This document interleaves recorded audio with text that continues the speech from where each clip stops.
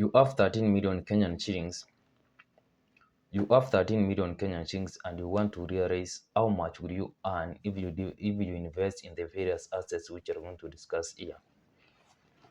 You have 13 million Kenyan shillings and you want to realize or you want to understand how much are you likely going to earn if you invest in the various assets which we are going to discuss in this video. By the end of this video, you are going to come to an exact amount, an estimate of what you are likely going to earn. But before we do that calculations and the allocation, there are some assumptions which we need to have in place such that we will start from a level ground. One of the assumptions is the government is always going to take its share no matter what.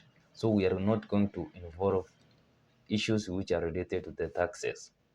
Another assumption is all the companies which I've mentioned in this discussion, I have assumed that they have already not given out dividends, which is not the case.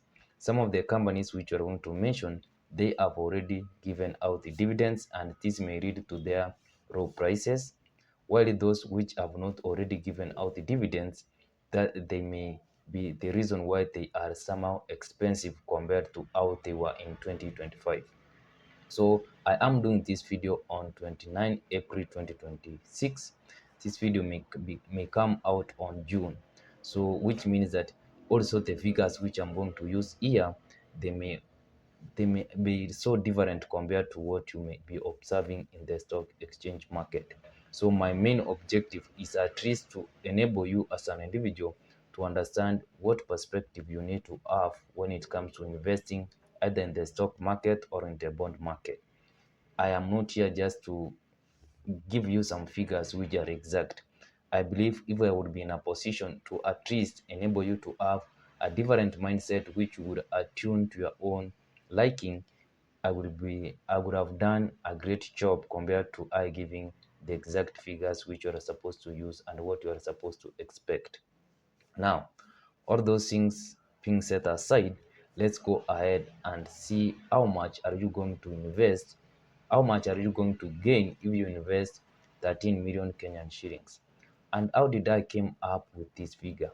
I believe I maybe I've seen someone saying that if you don't have 100,000 US dollars in terms of the assets, then you really need to focus, you really need to talk about so much when it comes to some issues which are not related to finance. You really need to focus on building your assets. That was kind of the main topic of that video. So I decided to pick that 100,000 US dollars. And if you convert 100,000 US dollars into Kenyan shillings, it gives you an estimate of around 2.8, 2.7 million Kenyan shillings. So I decided to round it off to 13 million Kenyan shillings.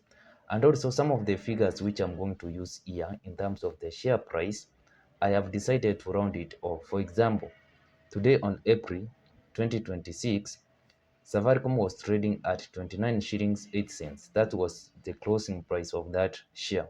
But I have decided to round it off to 30 shillings per share. This will enable us at least to have a reduced number of decimals and it will make our calculations so easy. So we are going to allocate our resources into different assets, and I've decided to choose 50 as the calculations on how we are going to subdivide our assets. And why have I decided to choose 50-50, somehow like 50-50? There's a common kind of a portfolio recommendation where individuals are encouraged, for you as an individual, if you want to allocate your assets, you should always minus your age from 100. Let's say for if an individual is 70 years old, you should allocate as you age more, you should be more conservative. But if you are young, you should be somehow be taking some risk. So if an individual is 70 years old and he has some assets, you should allocate those assets, you should allocate those resources. Let's say if you have 100,000 Kenyan shillings, you should allocate 70,000 into bonds, 30,000 into stocks. But if you are young and you have the same amount, that is 100,000 Kenyan shillings, and you are at the age of 20, you should allocate 80,000 Kenyan shillings into stocks and 20,000 Kenyan shillings into the bond market. So that's kind of the framework which I have decided to choose. Now, in doing this calculation, I decided to go in this manner. I allocated 5 million Kenyan shillings into stocks. Then I allocated 6 million Kenyan shillings into bonds. Then I allocated 1 million Kenyan shillings into a money market fund. And then the rest, which is around 1 million, I have allocated it into cash. But you need to realize that if you are going to buy some stocks, there is brokerage fee. So this 1 million Kenya shillings in cash may not be exact figure, because if you take the deductions which are going to be deducted from the transactions which you are going to buy these stocks, you may be having a less amount. Now let's go forward. Now, as I've told you, I want to assist you in a manner that I, as an individual, you I'm supposed to enable you to see the approach which I'm going to use. Let's say I have decided I am 50 years old and I want to be a conservative investor. I really don't want to risk much of my resources because I don't have any time left. It's like I am approaching my what? My demise, whichever demise times. I'm almost dying. So I am not going to risk my resources in investing in risk stocks. I am going to invest in those large cap capitalization stocks. So I chose the major companies which are listed in Nairobi Stock Exchange. So the first one, the largest in terms of market capitalization, is Safaricom. That's why I chose Safaricom. But most of the companies which are following, they were associated with the banking sector. So the second one is Equity Bank, followed by KCB Bank, and then we have the one which was following was East African Breweries. So I ignored KCB Bank and Equity Bank because I'm a big fan of Cooperative Bank. So I decided to take number two to be Cooperative Bank. In a manner, I really didn't want my portfolio to be so concentrated with the banks. So in a manner, I am diversifying. Then we went to East African Breweries, which is also a different sector, which is a good recommendation. We have British American Tobacco, and finally, there is Kengen. So those are the five companies which are going to invest our stocks in. So let's find out how many number of shares are we supposed to make or to gain from investing 1 million in every company which I have already mentioned. So to find the exact number of shares which are going to gain from here, then we are going to divide the current price divide by the amount which you are going to invest, which is 1 million Kenya shillings. So for Safaricom, it's supposed to be 1 million divided by 30 shillings. So we end up with a given number of shares.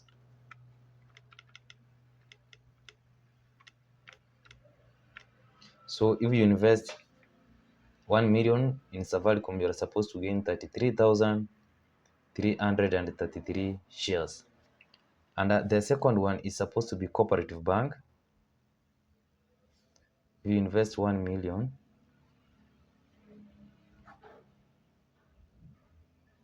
for Cooperative Bank, it is currently trading at 32 shillings. So how many number of shares are we supposed to gain?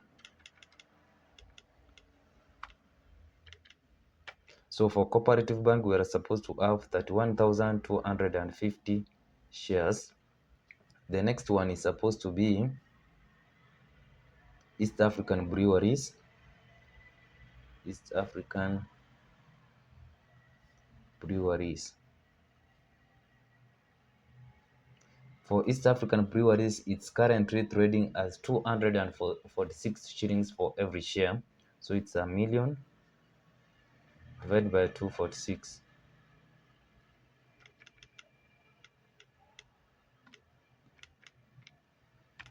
We have 4,065 shares. Then another company which we have is British American Tobacco.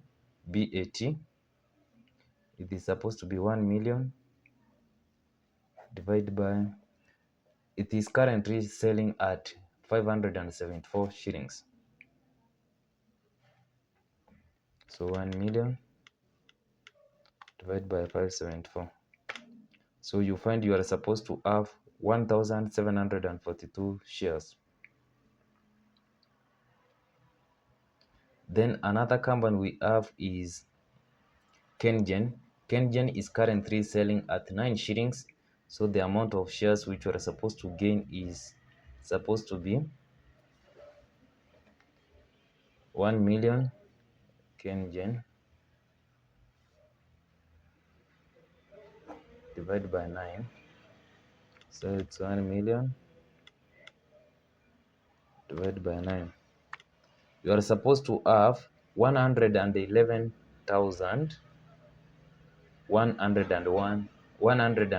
shares. So those are the number of shares which you are supposed to acquire from every company.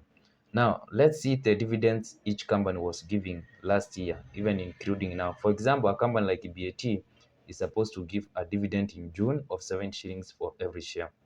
So that's why I said that we need to make a lot of assumptions in order to come with somehow an estimate.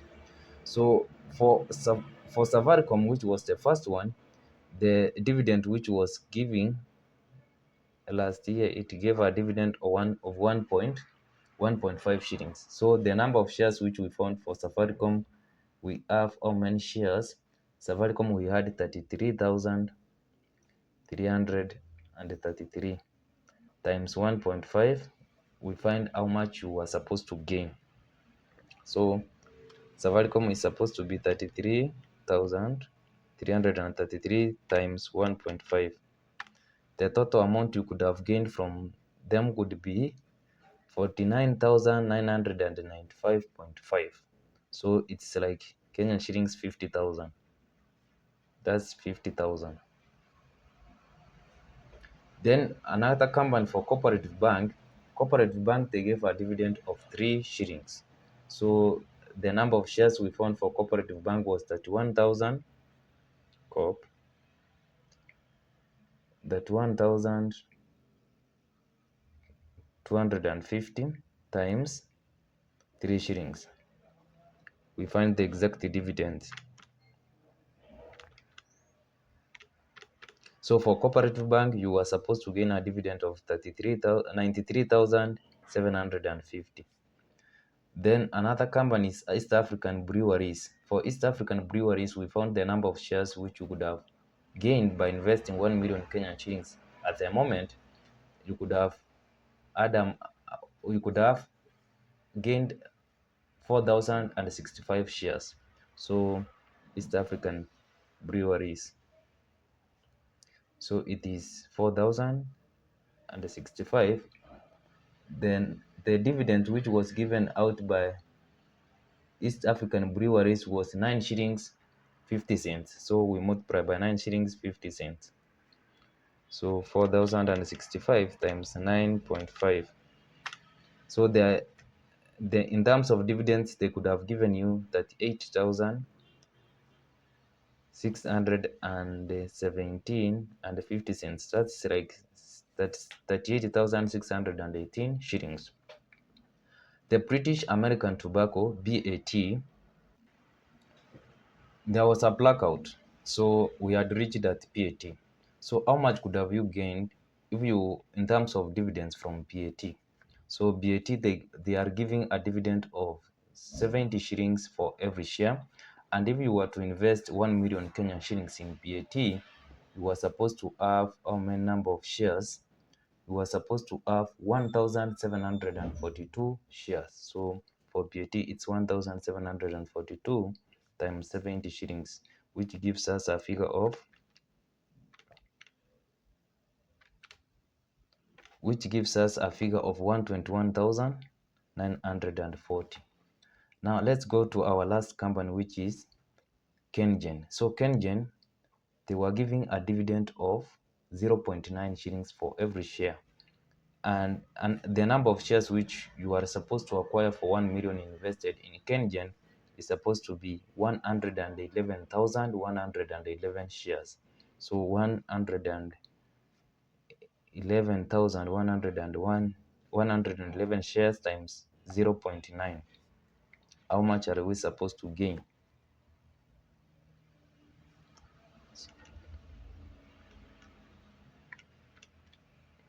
So you are supposed to make 99,999.9. That's almost 100,000 Kenyan shillings. So let's find the total number of dividends which you could have gained by investing 5 million into these five large cape stocks. So it is, we have the first one was Safaricom, which is 50,000, plus the second one was Cooperative Bank, which is 93,750. The second one was East African Breweries, which is 38,618. The fourth one was PAT, which is 121,940. And finally, we have Kengen, which is 100,000. So it's 100,000. We start with Kengen plus 121,940 plus 38,618 plus 93,750 plus 50,000.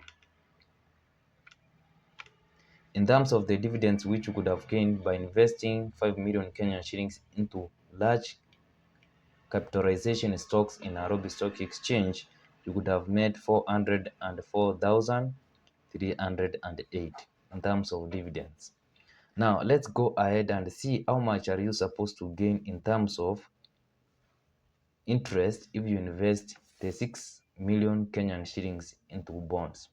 So I found that if you invest for the long-term treasury bonds, the interest which you could have gained in for a 10-year period is supposed to be 11.520%. So if you were to invest 10 million Kenyan shillings, then how much? No, let's see. This is how I subdivided this amount, 36 million Kenyan shillings. I said you are supposed to invest 1 million in every treasury bill, in every treasury bond, which is going to take a period of 10 years. Let's say the first 1 million you invest it in January, the second one you invest it on February, March, April, up to June. And why is it supposed to be as such? In that you will be receiving an interest in every month. We need to remember that bonds give out dividends every 2 months. So you are very first, not dividends but interest. Your very first interest you are supposed to, if you invest it in January, the first interest you are supposed to gain in June, and the one which you invested in February, the first interest you are supposed to gain it in July. So that's the logic. So we are going to see what if you invested this 1 million for 6 million in every month, which is totals up to 6 million. So the very first interest which you are going to gain in the first month is supposed to be 1 million. You multiply the interest, which is 11.52, divided by 100. So we find the interest which you are going to gain is supposed to be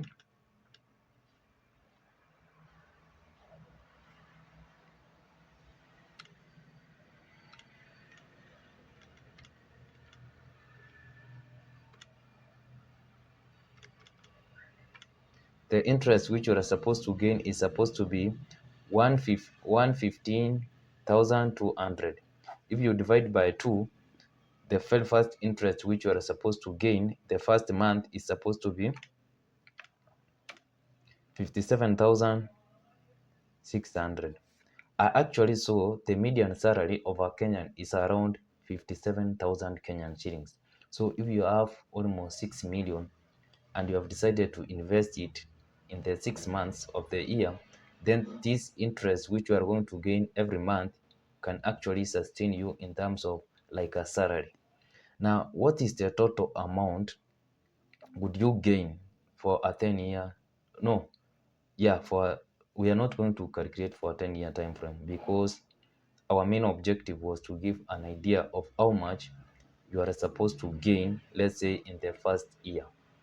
I believe because we have already seen that we have already calculated the figure of 1 year in terms of the dividends, I think it could be fair and it will give a clear picture of the amount which you are going to gain in terms of the interest in the very first year.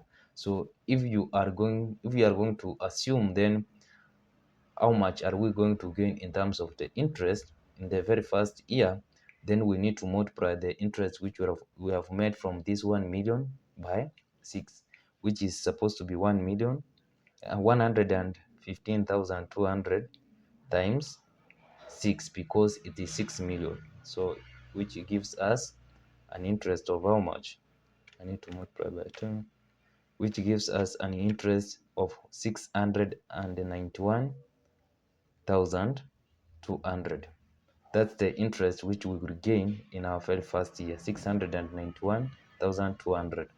But this is going to be continuous until we have concluded our 10 years, which our treasury bond is going to be mature. Then we are going to receive the initial principal. Now we have remained with the cash which we are going to invest in a money market fund, which was 1 million Kenyan shillings. And in our money market fund, the rough estimate of the interest which you are going to gain, I am going to take for the SMELE, where I found that before any deductions are made, the interest which you are supposed to gain is supposed to be 91 point, no, not 91, but 9.18%. So if you invest 1 million into SMELE, which is going to give you, remember SMELE is not a money market fund. It used to be a money market fund. Currently it is a fixed income fund, but I don't see if there's that huge of a difference between SMELE when it was a money market fund and now that it is a fixed income fund. So we need to multiply by 9.18 divided by 100. We see how much interest we are going to make from our money which is invested in a money market fund. So it's 1 million. We multiply by 9.18, then we divide by 100. So the interest which we are supposed to make from the money invested in a money market fund is supposed to be 91,800. So that's the total interest you are going to gain in the very first year. But the cash which you are going to give to store in our banks is not going to gain any interest, and it is supposed to be okay with it not gaining any interest, because it can save you a lot more, especially when it comes to if you have an abrupt emergency, and also for the day-to-day uses. Now, how much in terms of the total amount would you have accumulated in the very first year of you investing 13 million Kenyan shillings in the various assets which we have already discussed? So we will go forward and add the total of the number of dividends and also the interest which we are going to receive from our bonds, and then the interest which we are going to receive from our money market fund. So it is 404,308 plus 691,200 plus 91,800. So we find our total figure is supposed to be